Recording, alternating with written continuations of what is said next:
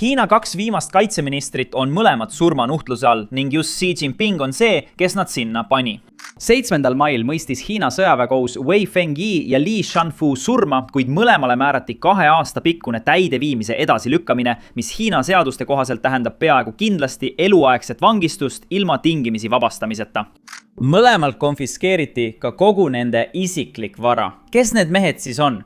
Wei on 72-aastane ja oli Hiina kaitseminister aastatel 2018-2023 ning ta jäi vahele altkäemaksu vastuvõtmisega. Li on 68-aastane, ta võttis ameti üle kohe pärast Weid ja püsis ametis täpselt 8 kuud enne kui 2023 aastal kadus. Ta mõisteti süüdi nii altkäemaksu võtmises kui ka andmises, kuid nad ei ole ainsad. Alates 2022 aastast on enam kui 100 kõrgemat Hiina rahvavabastusarmee ohvitseri vallandatud, kadunuks jäänud või uurimise alla võetud.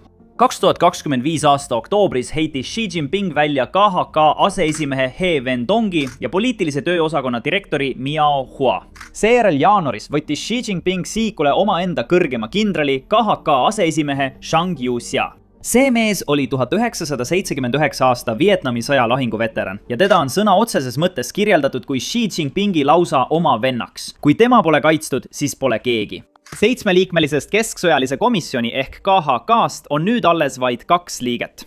Üks neist on Xi Jinping ja teine mees on poliitiline komissaar, kellel puudub igasugune operatiivjuhtimise kogemus. Ühe maailmas suurima armee professionaalne juhtkond on sisuliselt seespoolt välja juuritud ja see toimub täpselt aasta enne Xi Jinpingi enda seatud 2027 aasta tähtaega, milleks rahvavabastusarmee peab olema lahinguvalmis, et Taiwan üle võtta.